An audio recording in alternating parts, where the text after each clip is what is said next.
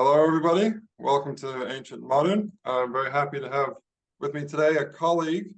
This is Arthur Pomeroy, Emeritus Professor Arthur Pomeroy. He's an Emeritus Professor at Classics Department here at Victoria University of Wellington. And Arthur, you're very far away from me at the moment, aren't you? Yes, miles and miles and miles away. Well, not only sort of 8 to 10 meters away. You're definitely not on the same floor of the same building. Arthur is the author of Arius Didymus, the Epitome of Stoic Ethics, which is a thinly veiled autobiography, Roman Social History, a source book, and also he's the editor of a companion to ancient Greece and Rome on screen. And in fact, Arthur sort of carved out a niche for himself as an expert on classical reception in film and television, and that's what I wanted to talk to him about today, to go with the ancient and modern theme. And I should note also this. Oh, good. We've both got a copy. Snap. Both got a copy. So yeah, then it was destroyed by the volcano, the ancient world on film and television. And I like a lot about this book. One of the things I like is that the opening quotation is from Playboy, known for its articles, of course, an interview with Joan Collins, in which she's quoted as saying, there's a moral laxity around. Herpes and AIDS have come as the great plagues to teach us all a lesson. It was fine to have sexual freedom, but it was abused. Apparently, the original AIDS sufferers were having 500 or 600 contacts a year, and they are now inflicting it on heterosexuals. That's bloody scary. A good reason for celibacy.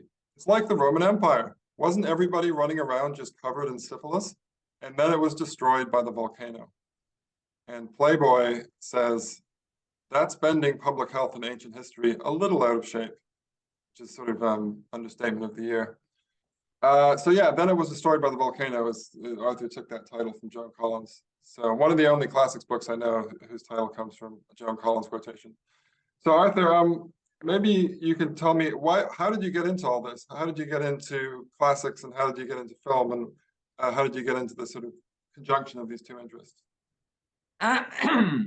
Well, how I got into classics is pretty boring, to be honest. Just the normal way of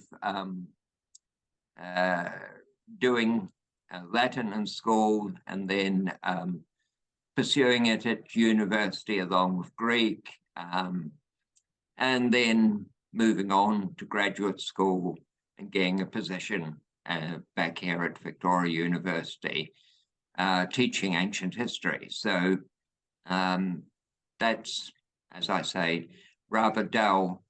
But as I indicated the introduction to my book, I was in Berkeley, had a television set in the evenings, nothing much on except Buffy the Vampire Slayer.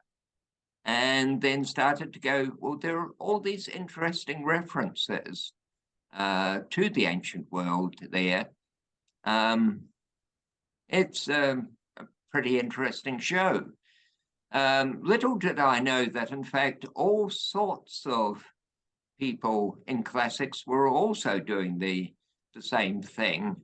But I got an invite to speak on the Latin of Buffy, if I remember rightly, at a Buffy conference in Exeter, somewhere in the early 2000s. Then gave a paper where I'd noticed references to the triumph of the will in Gladiator. And then everyone started wanting classical reception papers from me to deal with film and television, which I found interesting because my great mentor and inspiration at Victoria University, Alex Scobie, had been very interested in the intersection of popular culture and the ancient world, writing on things like witchcraft and the ancient world and Apuleius, tales of people transformed into donkeys in Central Asia and what that had to do with the metamorphoses and various other things. He had a wonderful collection of early comics, first issue of Vampirella, which if he still had it nowadays would be worth vast amounts of money. So this idea that classics is not merely high culture, which tends to be the way people regard it, but also can be interestingly associated with low culture, or what people think is low culture, was the inspiration for this work. Right, and that's the case. So classics can be associated with low culture not only in the ancient world through, Aristophanes and Apuleius, etc., Petronius, but also with low culture or so-called low culture in the modern world.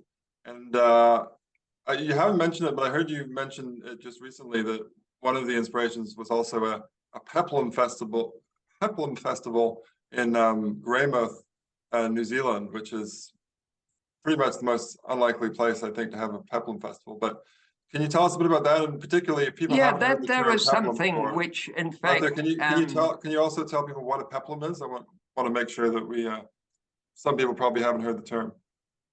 Okay, a peplum is a term which was, as far as we can tell, invented by the French to describe a bunch of films which were coming out of Italy in the early 1960s.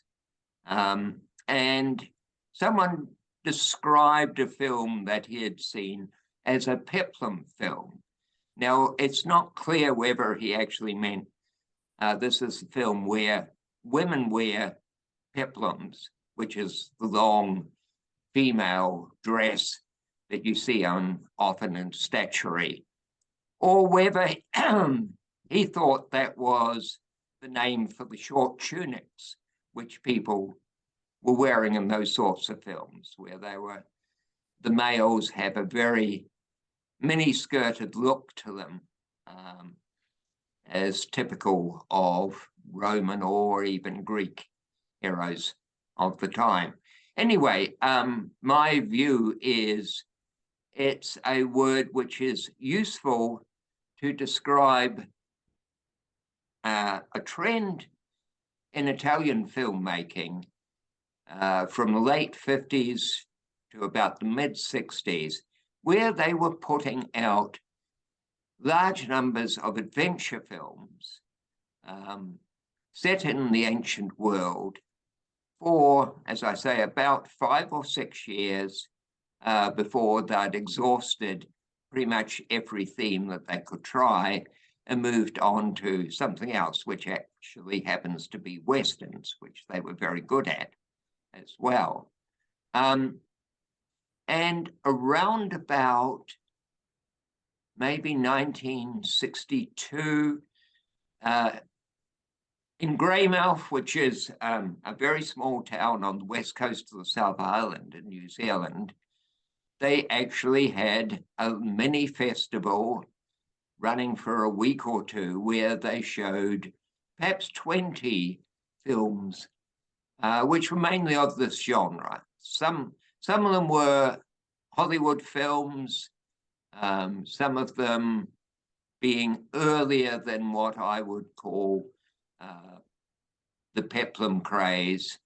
So I probably wouldn't call them peplums. I'd probably call them sword and sand or mythological films. But there was every day a different one of these films. And as a child, it gave me some source of entertainment.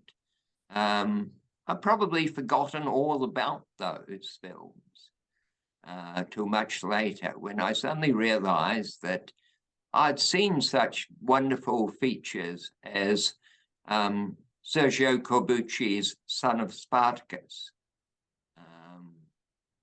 If we can have Spartacus with Kirk Douglas, why shouldn't we have Son of Spartacus with whoever it was, Not Michael Douglas.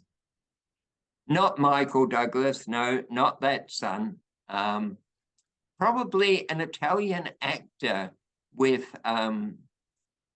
a American name, because the Peplum, the one that really starts it out, of course, is Hercules with Steve Reeves, which was pushed on the American market and made a vast amount of money for Joseph Levine, an ex-car salesman who went into movie production and actually produced some pretty good movies by the end of his career. But certainly Hercules with Steve Reeves is the most basic prototype of a peplum, of a strong man, mythological peplum. But not all of the peplums were mythological. Some of them are historical, set in a Roman setting. We've got Messalinas, we've got Carthage in Flames, all sorts of films, some of them made by very respectable directors, because there's simply money in it. And if you're in Italy at this time, being able to produce films quickly, efficiently, and with a very good chance of making a profit was very popular. Yeah, I've just got So a that's list where of, peplums come from. right, thanks. Yeah, I've just got a list of Steve Reeves movies that I've watched thanks to you, because you've lent me the DVDs. So I saw Hercules, the 1958, the original Hercules, and then there's a series of other ones, including Hercules Unchained in 1961. Some of whose imagery I think recurs in the more recent film with The Rock. Then you've got The Giant of Marathon, 1959, also Steve Reeves. That's an interesting one because it kind of plays around with Athenian history, the Persian Wars, pretty creatively, just like the 300 does. And then there's also The Trojan Horse, where Steve Reeves plays Aeneas. It's a little bit of a more sort of staid film, but definitely in most of these, there's a lot of emphasis on Steve Reeves himself as a very, very well-developed, muscular guy. And there's a sort of aesthetic there, I guess, of beauty. I mean, the beautiful woman as well in these films, but the chaps seem to get most of the attention from the camera. And that's the same with Reg Parker, actually. Reg Parker, another muscle man of this era. So, so what is it about muscle men in this particular time that they seem to be taking over? Well, it's been suggested that you are developing an audience, particularly in Italy, of people who have moved from the rural areas to the industrial towns up north to Turin and Milan. And they want to see a reflection of themselves in some ways on the screen. People that are physically strong and very masculine, very macho along the way. Steve Reeves, of course, is particularly striking because he's got almost feminine features. And so he really does appeal to a wider audience. Not all the muscle men are beautiful. In some ways, you could say that Arnold Schwarzenegger, for instance, is not actually beautiful facially, but he's obviously a great bodybuilder. And a lot of American bodybuilders did well by getting parts in Italian films. There are also, as I said, Italian strongmen bodybuilders who are taking these roles under all sorts of American pseudonym names, some of whom, at least one of whom, is cruelly described as having a bovine countenance. Right. So am I right in thinking that Reg Park, for example, Reg Parker also starred in very similar films of the same era. He's a little bit more lowbrow than Steve Reeves, right? Steve Reeves is a bit more mainstream. And because some of the Reg Park films that you lent me were a little bit weird, right? So you have the Hercules and the Captive Woman, which is the one with this sort of clone army or army of albino clones. They all have striking sort of white blonde hair.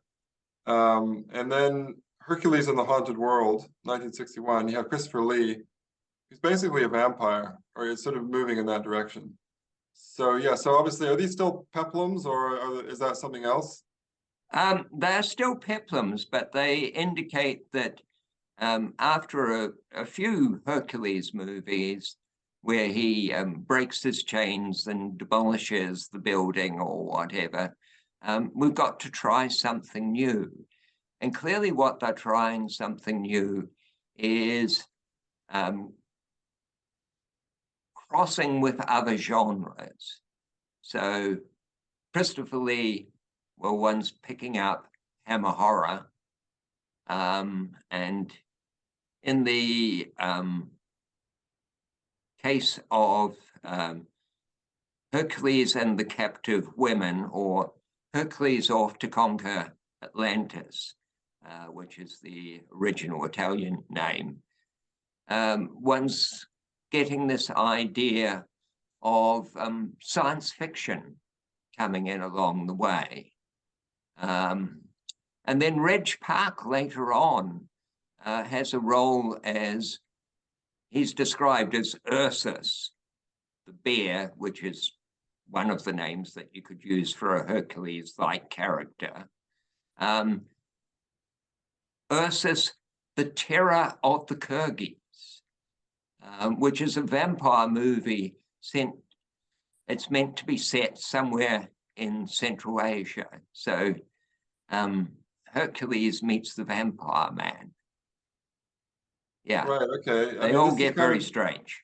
It's sort of reminding me now when you said, these films have a sci-fi element of Jason and the Argonauts, the 1963 classic, because that is an adventure movie where you have sort of stop motion animation, right? And automata and skeletons getting up and fighting you. And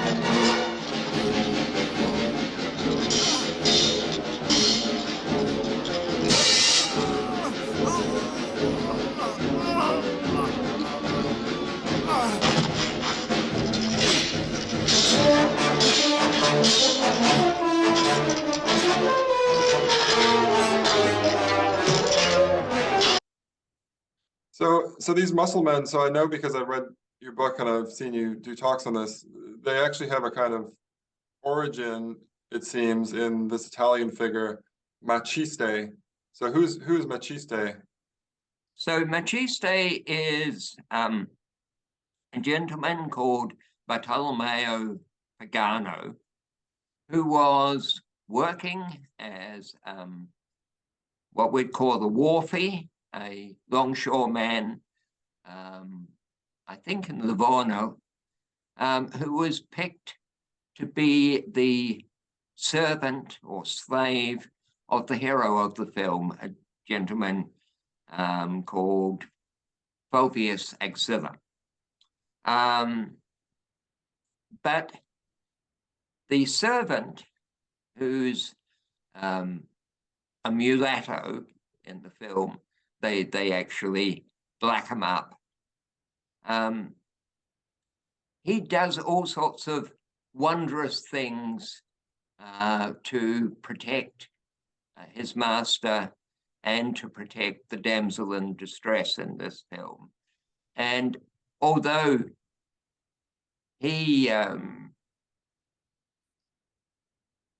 does not step outside that role, he's still the servant at the end of the film. He is the one who the audience really appreciated. You know, they didn't want to see the protagonists in future films, but they did want to see the muscle man who's bending bars and having a good time. And the important thing of these strong men is that they're there to protect the weak. They arrive, they see the whatever the problem is, and that they help people out. It's a sort of Shane complex, in as much as they don't really stick around. They do their good deed, and then they go on to do a good deed somewhere else. And in the case of Machiste, his good deeds could be anywhere in the world, more or less under any circumstances. They can put him in the North African desert with Machiste and the Sheikh. He can become a normal, or normal as Machiste can be, citizen of Turin for the wonderful Machiste in Hades, where he's helping out this young couple and ends up in hell, where by and large he has quite a fun time of it before actually being redeemed in time for his good deeds and faith, and ends up back in Turin for Christmas with everybody. So that's Machiste's Christmas movie.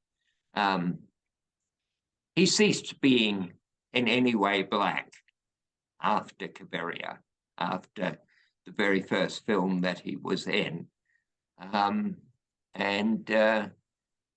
simply becomes this white, strong man who can fight off the Austrians during the First World War, who can fly planes, do anything. And there's a reasonable argument that he's a model in some ways for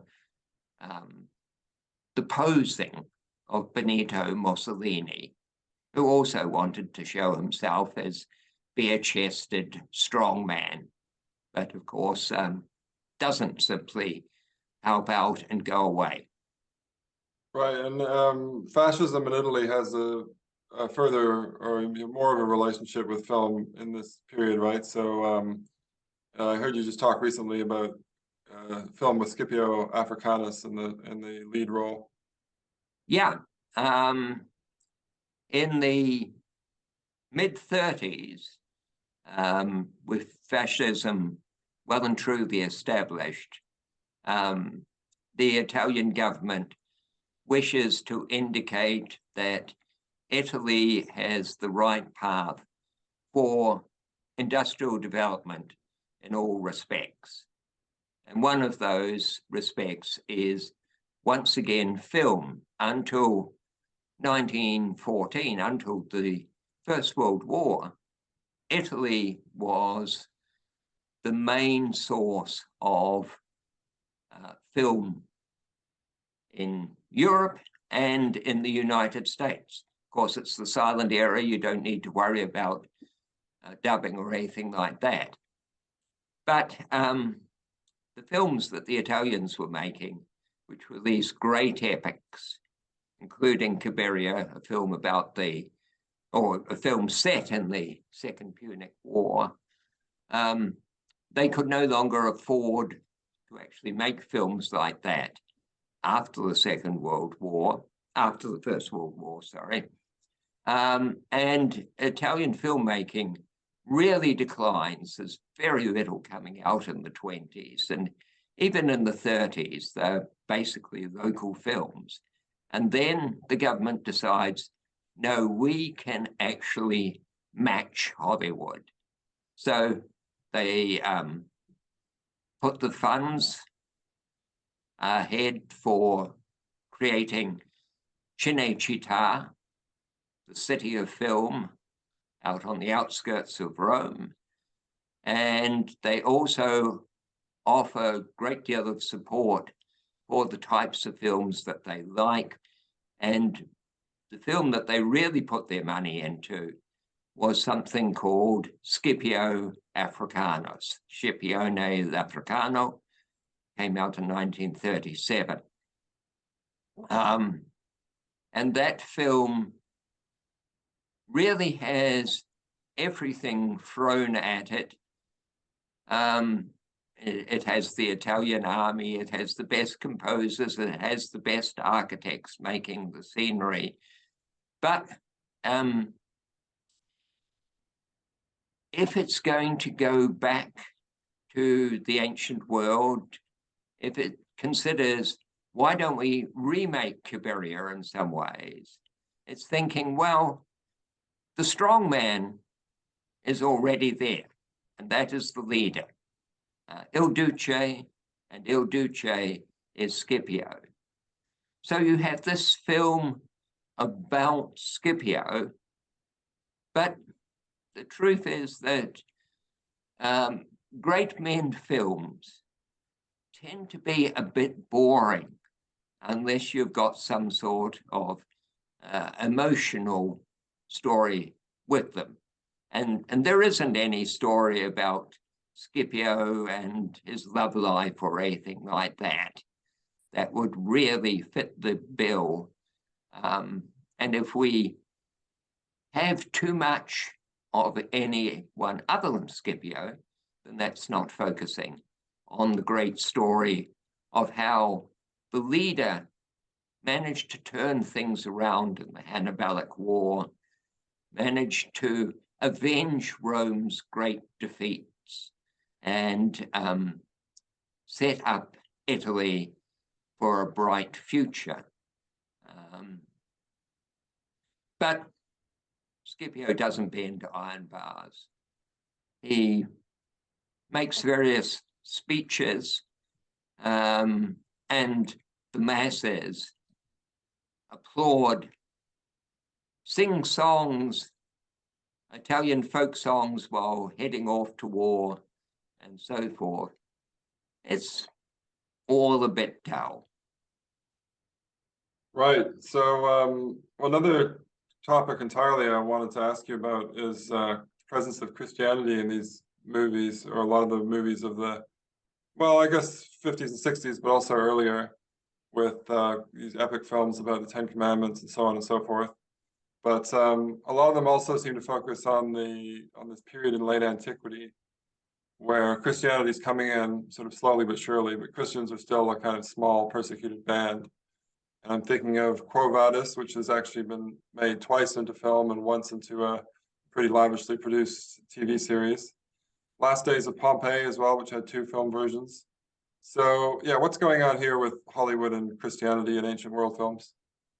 Well, with Hollywood, it's fairly clear, in particular, that this is associated with Cecil B. DeMille, who's a man from the center of the US, Protestant, with the Protestant values that Christianity is, and Protestant Christianity is what's going to save people from their sins. He was an interesting sinner himself. He had about 6 mistresses, all of whom apparently got on very well together. But what people wanted to see, he realized, was sex. But he wasn't allowed to show sex in the main because of the production code, the Hays Code. So what he could show was, in fact, the horrors of sex.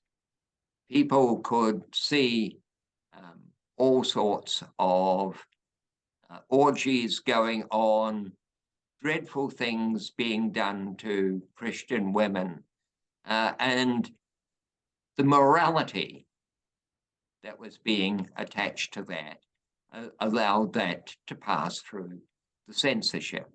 Which brings us back to Joan Collins, doesn't it? Because she seems to have seen the last days of Pompeii or something, because, you know, you have this version of the ancient world where everyone's just having sex all the time, and then, you know, then suddenly it's destroyed by the volcano. Yeah, this idea that you will be punished. God will send you a volcano, which is the American way of dealing with last days of Pompeii. That's not clearly linked in other versions. If you look at Italian treatments, the volcano just happens to be a natural feature which interrupts all sorts of other matters going on, and pushes a story, sometimes with Christians. Some of the people are not necessarily Christians, but this is where, again, you have this break between the European tradition and the American tradition. The American tradition is, as I say, very much Protestant, whereas in the Italian tradition, or French, Spanish, what you're getting is references to the priests and the development of the Christian church. And of course, that is the Catholic Church, which again is not the audience that is really being sought by DeMille, given that most Americans at the time, 50s and 60s, are not Catholic.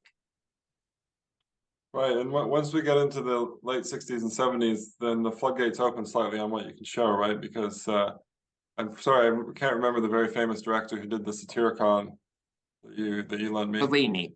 So that's a very different sort of film, isn't it? Yeah, that's very much a Fellini film, with his interest in sex and the fact that you have a society which is corrupt. But then again, many people would say, well, that's not unlike Italian society of the present day, which also has that excess. That's a feature of Italian filmmaking along the way. And that can be sold to the Americans. You can get away with sex and orgies if it's high art. Right. Yeah. So then I guess one of the most recent films I've seen about the ancient world and Christianity takes a very different take to Cecil B. DeMille. So this is Agora. I don't really know why it's called Agora, that film. But anyway, it's about Alexandria and the famous Alexandrian intellectual Hypatia, who basically gets murdered by a religious mob. So that film seems to me to be, you know, quite anti-Christian, right? Yeah. That's another interesting take on really on Catholicism. Its director, Almodovar, is Spanish. He's gay, so he's not really very keen on traditional Spanish Catholic values, which would be phalangist, basically extreme right wing. And he picked up on this story, the story of Hypatia, which had already been used when is written up into a novel as an attack on the Catholic Church by Protestants in the middle of the 19th century. Now he treats the story as typical of the clash between people who are fanatical supporters of any religious belief.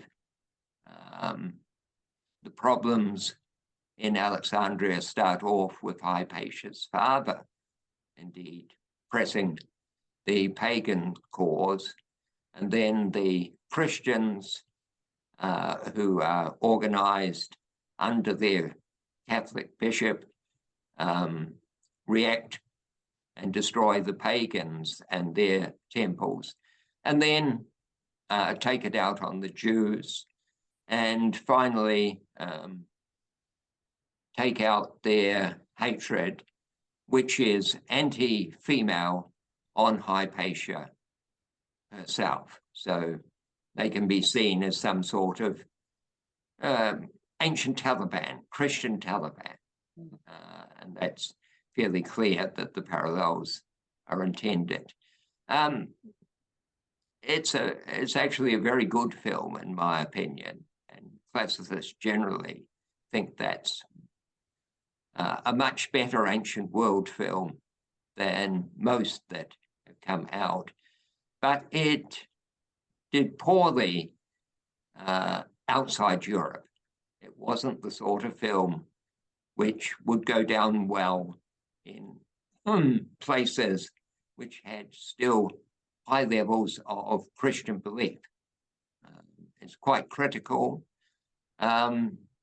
Why is it called Agora? Well, there are various reasons.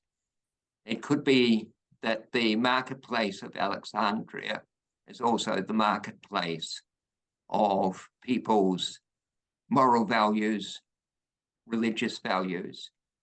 The other feature is that it may be completely accidental, but Agora with a O in the middle, also that O represents a feature of the film, which is a belief in scientific values on the circle of the earth and Earth circling the sun, well before Galileo, that we prioritize science over belief. Although there is a good scene in that where they stake out an ellipse using using wooden stakes and rope. So okay, maybe it's an elliptical O, but I think your point still holds. Let us shed for a moment every preconceived idea. What shape would it show us? What shape? You once said that the problem lies in the inconsistency of the sun. Yes, I did. Good. Put it into words. The sun must be at the center, since we revolve around it. And at the same time, in another position, since our distance from it varies. Yes, exactly. How? How could it occupy two positions at once? How could it occupy two positions at once? How could it occupy two positions at once? How could it occupy two positions at once?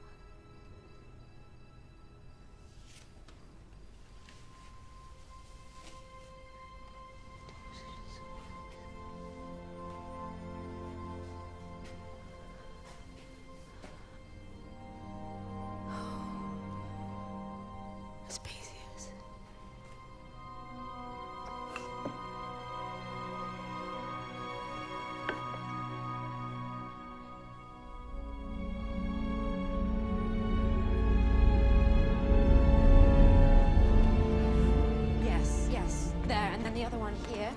in the same proportion.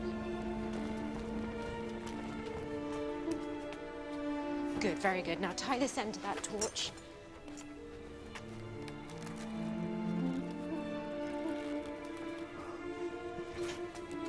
Vespasius, I want you to imagine that this is the Earth, and that each of these flames represent the two extreme positions of the sun in relation to it, in winter and in summer. What would happen if both these positions were the two centers of one and the same circle? But it isn't possible, mistress. Wait, what do we know about a circle? We know that the center of a circle is always the same distance from any point along its perimeter. Exactly. Yes, so what if I divide this center into two, but what I keep constant is the sum of their two distances to the perimeter? Oh, all right, look, I'll show you, watch. As I move this rod along the cord, as one segment increases, the other segment decreases, and vice versa. Therefore, the sum of the two is always going to be constant. Do you see that? Now, what if we apply this to the movement of the Earth?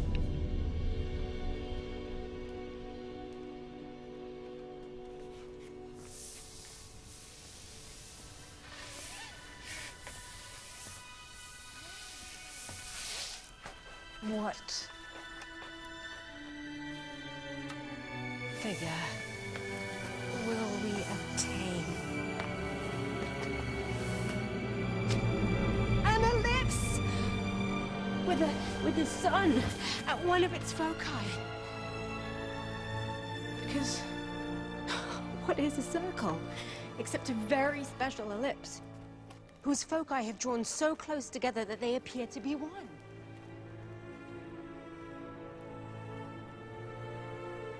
Or perhaps I'm completely raving, Vespasius. I mean, really, why should this be so? Maybe I'm...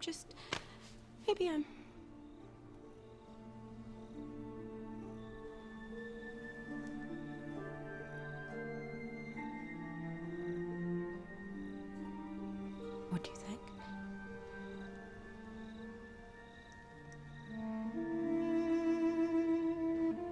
It could well be so, mistress.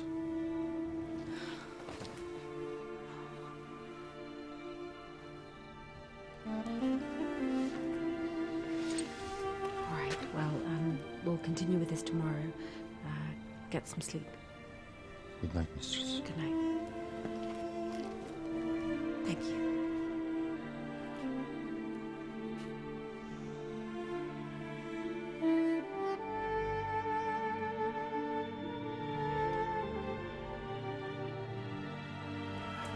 Anyway, so that's a reasonably recent film. So I guess the last question is, where do you think the ancient world film is today? Because of course we've had the 300, which is now 20 years ago, and we've had The Rock doing Hercules, and we had remakes of old classics like Ben-Hur. So do you think this tradition of the Peplum, or whatever you want to call it, is in rude health, or is it sort of headed for oblivion? We had the reinvention with Gladiator, which in many ways is a reinvention of a number of earlier films set in the ancient world, particularly the fall of the Roman Empire.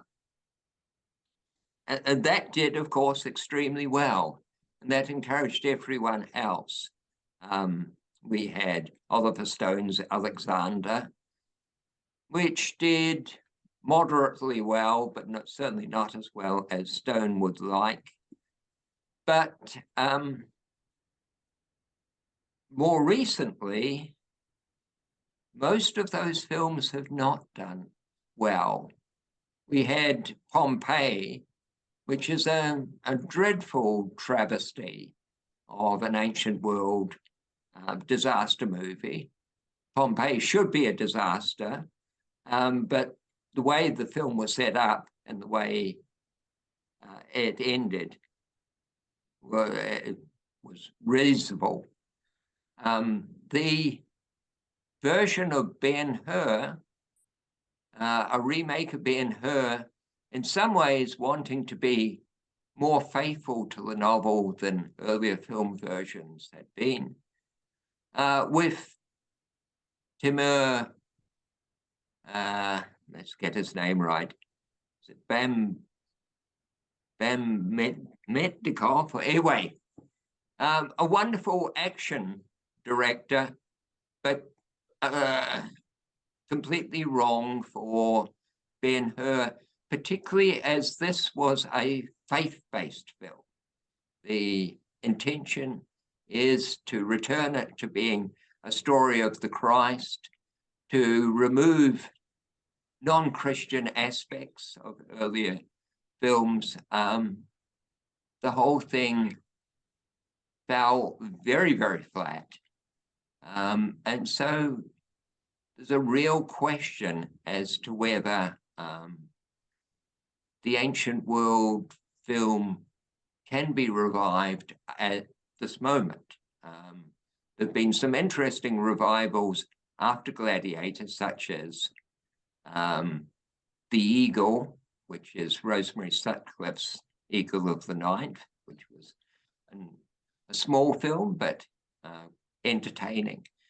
And maybe that's the way of the future. The other interesting version, though it's, I don't know how influential one could say it is Thermae Romae, which is originally Japanese, a Roman architect who gets sucked into the modern Japanese world, into a bathhouse, and then goes back with ideas for making Roman baths all that much better.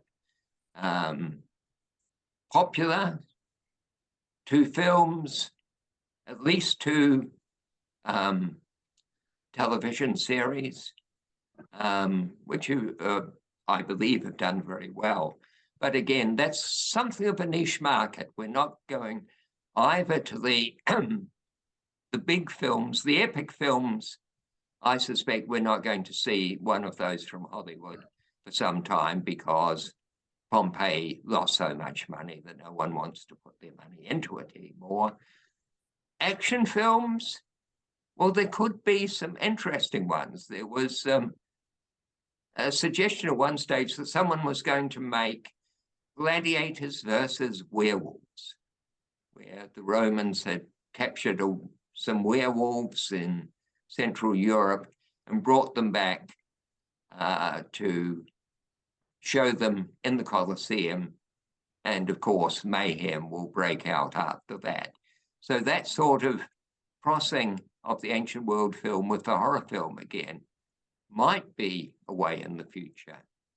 Other than that, I can't predict. Okay, great. Well, thanks a lot, Arthur, for sharing your knowledge and passion in ancient world movies with us. You're welcome. I'll try and splice some clips from the films into the video. We'll see how that goes.